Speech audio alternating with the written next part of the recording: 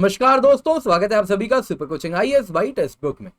तो दोस्तों, यूरोप को तीसरे भारतीय मूल के हेड ऑफ द गवर्नमेंट मिल चुके हैं। आप लोग यूके के ऋषि सुनक के बारे में तो जानते ही होंगे। उनसे भी पहले से अगर आप देखें तो पोर्टुगल के प्रधानमंत्री भारतीय मूल के हैं, और अब आयरलैंड के प्रधानमंत्री, जहां पे उनको टीशेक कहा जाता है, तो टीशेक भारतीय मूल के चुन लिए गए हैं लियो वरादकर जी, जो कि यहाँ पे तस्वीर में आप देख सकते हैं। तो दोस्तों, अब Indian head of the government या हेड ऑफ द स्टेट अगर आप देखें तो 9 देशों में है, और अगर एक देश में तो प्रधानमंत्री भी हैं, प्रेसिडेंट भी हैं, तो total prime minister president except India अगर आप इंडियन ओरिजिन के देखें तो 10 इन नंबर हैं। तो सीईओज तो हम जानते ही थे भारतीय मूल के बन रहे हैं, पर अब दुनिया भर के पीएम एंड प्रेसिडेंट भी इंडियन ओरिजिन के बनते हुए दिख रहे हैं। तो दोस्तों, यहाँ पे नंबर्स में क्या है, नंबर्स तो हम सब जानते ही, आपको मैं दिखा भी दूंगा, हम देख भी लेंगे, पर यहाँ पर हम एनालिसिस करने वाले हैं कि किस प्रकार से इंडियन डायस्पोरा मजबूत हो रहा है, इसके क्या एडवांटेजेस हैं, एट द सेम टाइम कुछ चैलेंजेस भी हैं, कुछ रेड लाइंस हैं जो हमें कभी भी पार नहीं करने, जैसे चाइना ने जर्मनी में किया, और एक जर्मनी की क्या केस स्टडी है वो भी मैं आपको बताऊंगा। तो किस प्रकार से जर्मनी में एक चाइना के खिलाफ, चाइनीज लोगों के खिलाफ, कहीं ना कहीं एक जनमानस के खिलाफ में चाइना की जो इमेज है वो खराब हो रही है, और एक साधारण चाइनीज की भी इमेज खराब हो रही है। तो वो भारत को कभी नहीं करना है। तो क्या नहीं करना है वो भी आज की क्लास में चर्चा करेंगे। पर सबसे पहले तो देखते हैं लियो वरादकर जी के बारे में, जिनको प्रधानमंत्री मोदी जी ने कॉन्ग्रेचुलेट भी किया है। तो Leo Varadkar ji head of the Ireland government चुने गए हैं। ये कंट्री के यंगेस्ट एवर प्राइम मिनिस्टर हैं। आयरलैंड में प्राइम मिनिस्टर को, ये स्पेलिंग आप देख सकते हैं, इनका जो प्रोनाउंसिएशन है कुछ टीशेक जैसा है। तो ये first youngest Taoiseach already age of 38 में बने थे, और ये first openly gay prime minister हैं आयरलैंड के।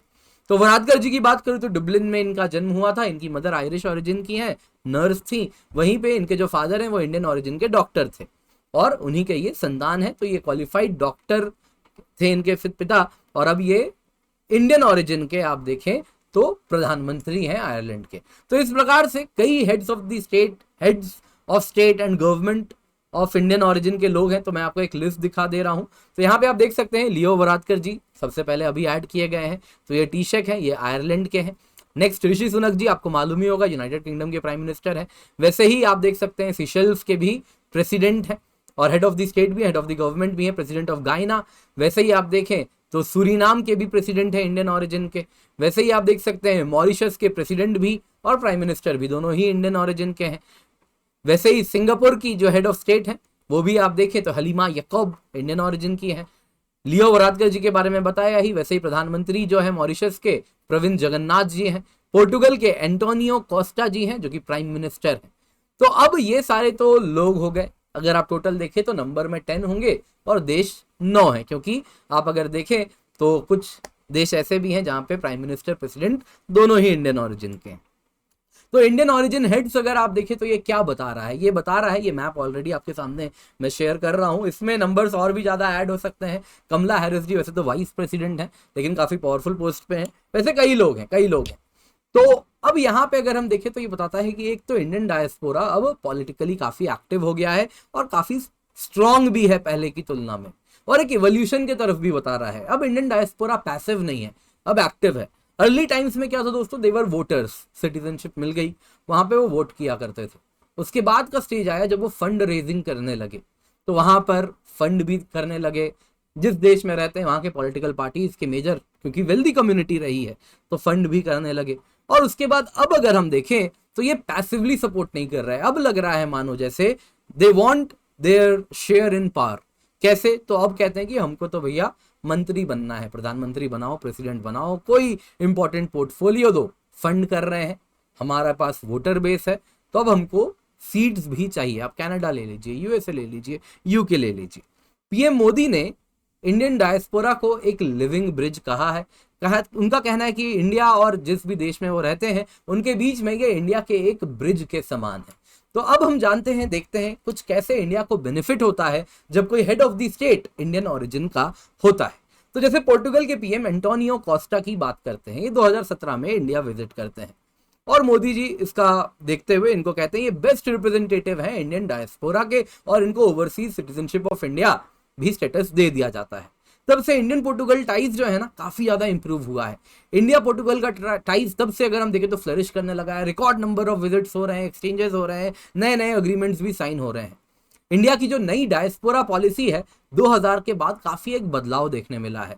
तो इसमें कल्चरल नरेटिव्स का भी सिग्निफिकेंस है और इंडिया के स्ट्रेटेजिक इंटरेस्ट को उनके द्वारा कहीं ना कहीं साधना भी एक इंटरेस्ट है। और कल्चरल डिप्लोमेसी का तो ये बहुत इंपॉर्टेंट पिलर है जिस भी देश में ये रहते हैं। जैसे कि आपको मालूम है यूएस ने दिवाली को एक फेडरल नेशनल हॉलिडे डिक्लेयर किया, वैसे ही फ्रांस यूरोपियन योगा फेस्टिवल मना रहा है, संस्कृत लैंग्वेज में इंटरेस्ट शो कर रहे हैं वो। तो ये सब बताता है कि कैसे इंडियन डायस्पोरा अब इतना एक्टिव हो गया है कि इंडिया का जो कल्चर है उसको वो अपने देश में लेकर के जा रहा है और एक सॉफ्ट पावर डिप्लोमेसी इंडिया की मजबूत हो रही है। तो यूएस एक बहुत इंपॉर्टेंट केस स्टडी है इंडियन डायस्पोरा को अगर हम देखें तो। जब न्यूक्लियर टेस्ट किया था इंडिया ने पोखरन में, उसके बाद क्या हुआ था, इंडिया पे सैंक्शंस लग गए थे। और उसके बाद national federation of Indian American association, इन्होंने काफी ज्यादा लॉबिंग की और उनके लॉबिंग का नतीजा ये था कि यूएस को अपने सैंक्शंस इंडिया के ऊपर ईज आउट करने पड़े, कमजोर करने पड़े, हल्के करने पड़े। यहां तक कि यूएस प्रेसिडेंट बिल क्लिंटन जब वो इंडिया के विजिट पे थे उस वक्त उन्होंने खुद कहा कि जो इंडियन डायस्पोरा का प्रेशर था ना उनके ऊपर, उस वजह से उन्होंने सैंक्शंस अपलिफ्ट कर दिए। वैसे इंडियन डायस्पोरा का जो परसुएशन है कि कैसे Indo US civil nuclear cooperation agreement को फाइनलाइज करवाया गया, उसमें भी इंडियन डायस्पोरा का रोल था, जो 123 अग्रीमेंट के नाम से जाना जाता है, जुलाई 2007 में हुआ है, जिसके अंतर्गत इंडिया को नॉन प्रोलिफरेशन ट्रीटी के काफी प्रोविजंस इंडिया के ऊपर लगने लगे। हालांकि एनपीटी का मेंबर तो नहीं है, लेकिन प्रोविजंस काफी ज्यादा वाटर आउट किए गए इंडिया के लिए, इंडिया को एक एक्सेप्शन बनाया गया। तो इसमें प्रधानमंत्री मनमोहन सिंह जी ने कहा है कि इंडियन डायस्पोरा के वजह से ये 123 अग्रीमेंट फ्रुक्टिफाई हो पाया। पर दोस्तों हम बात करते हैं कुछ चैलेंजेस की। तो इंडियन डायस्पोरा देखिए, सबसे पहले वो इंडिया की मदद तभी तक कर सकता है फिर वो इंडियन ऑरिजिन प्रधानमंत्री या प्रेसिडेंट ही क्यों ना हो, वो भी इंडियन डायस्पोरा का ही हिस्सा है। वो तभी इंडिया की मदद में आ सकते हैं जब हम इस प्रकार के सिचुएशन बना के दे रहे हैं जिसके द्वारा विन विन सिचुएशन बन रहा है। हमें याद रखना है वो फॉरेन सिटीजन्स हैं, उनकी जो प्राथमिक दायित्व है वो उस देश के प्रति है जिसके वो नागरिक हैं। हाँ, इंडिया से ओरिजिन है उनका, तो इंडिया के प्रति सॉफ्ट कॉर्नर जरूर है। तो ये सॉफ्ट कॉर्नर तभी हम एट प्ले ला पाएंगे जब वो विन विन सिचुएशन होगा। जैसे Indo US nuclear deal, US के पास न्यूक्लियर इंडस्ट्री है जो कि इंडिया में लगा सकती है, तो इंडिया यूएस के पास अपॉर्चुनिटी थी और इंडियन डायस्पोरा ने वो कॉन्ड्यूट का रोल प्ले किया जो यूएस को कहा कि तुम्हारे लिए विन विन सिचुएशन हो रहा है, इंडिया के लिए भी विन विन सिचुएशन है कि हम न्यूक्लियर एनर्जी इंडिया में ला पाएंगे और भी जोर शोर से। तो इस प्रकार का जब विन विन सिचुएशन होता है तो उसमें डायस्पोरा रोल प्ले कर सकता है, लेकिन हमको केयरफुल होना होगा। कुछ रेड लाइंस हैं जो हम क्रॉस नहीं कर सकते। चाइना की ही बात ले लीजिए, चाइना ट्रबल में है कई देशों में, क्योंकि वो क्या कर रहा है, अपने डायस्पोरा को कहता है कि आप जिस देश के नागरिक है ना, आप प्राथमिक रूप से हमारे नागरिक हैं क्योंकि आप by blood, by descent, by origin Chinese हैं। और इस प्रकार से वो जो अपने डायस्पोरा के थ्रू एक्टिव इंटरवेंशन करा रहा है डोमेस्टिक पॉलिटिक्स में, जिस देश में वो डायस्पोरा वहां रह रहे हैं। तो आपको मैं एक केस स्टडी बताता हूं। तो यहां पे देखिए जर्मन केस स्टडी है, जर्मनी की एक पॉलिसी थिंक टैंक है, उन्होंने पेपर पब्लिश किया है। उसमें वो क्या कह रहे हैं, तो उसमें कह रहे हैं कि जो चाइना की अथॉरिटी है ना, वो साफ साफ कहती है कि जो पीपल ऑफ चाइनीज ओरिजिन है विच इंक्लूड्स जर्मन सिटीजन्स, जो कि चाइनीज ओरिजिन के हैं, उन सभी को वो कहते हैं कि आप चाइना के ही मेंबर हैं क्योंकि आपकी एंसेस्ट्री, ब्लड रिलेशन सब कुछ चाइना से है और इस वजह से आप चाइनीज हैं, भले आप किसी भी देश में क्यों ना रहें।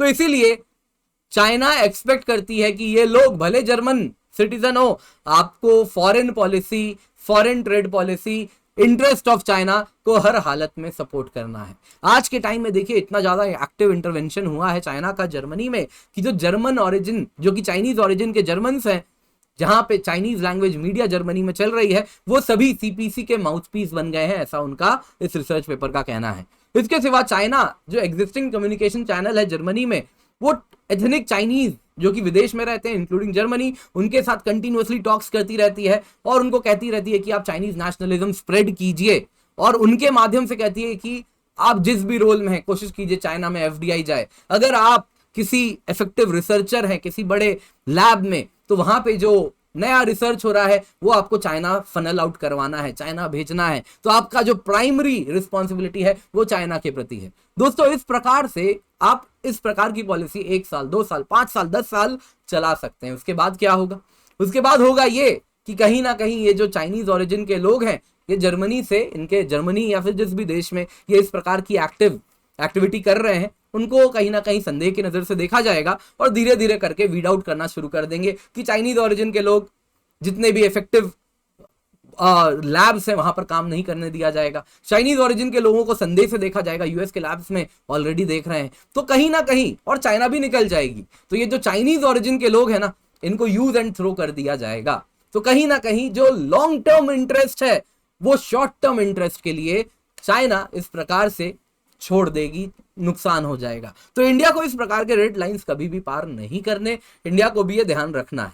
दोस्तों इसके सिवा डायस्पोरा एक थ्रेड भी हो सकता है। आपने देखा है कैसे किस प्रकार से खालिस्तान मूवमेंट में नेगेटिव कैंपेनिंग की गई है, फॉरेन फंडिंग की गई है खालिस्तान मूवमेंट की। तो कहीं ना कहीं वहां पर भी हमको कुछ तरीके लाने होंगे जिसके द्वारा इंडिया की इंटरनल सिक्योरिटी में डायस्पोरा कहीं से भी नेगेटिव रोल प्ले ना करे, और अगर कर रही है तो कैसे उसको हम रोक सके, कैसे उस पर काबू पा सकें। तो दोस्तों यही थी आज की क्लास। उम्मीद करता हूं आपको पसंद आई हो, तो लाइक जरूर कीजिएगा। इसके सिवा टेलीग्राम चैनल है जहां पर आप जुड़ सकते हैं और यहां से आप पीडीएफ भी डाउनलोड कर सकते हैं। इसके सिवा आपको कहना चाहूंगा सुपर सिलेक्शन सेल का आज आखिरी दिन है, तो 23,999 रुपए में आपको 1 साल नहीं 1 साल 4 महीने की सब्सक्रिप्शन मिल रही है। इस 23,999 में वन स्टॉप सोल्यूशन है, जीएस कोर्स भी है, ऑप्शनल कोर्स भी है, हिंदी में भी कोर्स है, इंग्लिश में भी कोर्स है। आप देख सकते हैं सब्जेक्ट कोर्सेज भी हैं, सीसैट के कोर्सेज भी हैं, मॉक टेस्ट भी है, प्रैक्टिस क्वेश्चन भी है, सुपर टीचर्स के द्वारा कोर्सेज भी है। सब कुछ आपको मिल रहा है केवल 23,999 में। एंड बाकी आप 3:30 बजे मुझसे जरूर जुड़िए, जब हमारी मास्टर क्लास होती है ऐप पर, तो वहां पर जरूर उसका हिस्सा बने। बाकी डेली लाइव क्लासेस भी हो रही हैं, तो चैनल सब्सक्राइब करना बिल्कुल भी ना भूलें।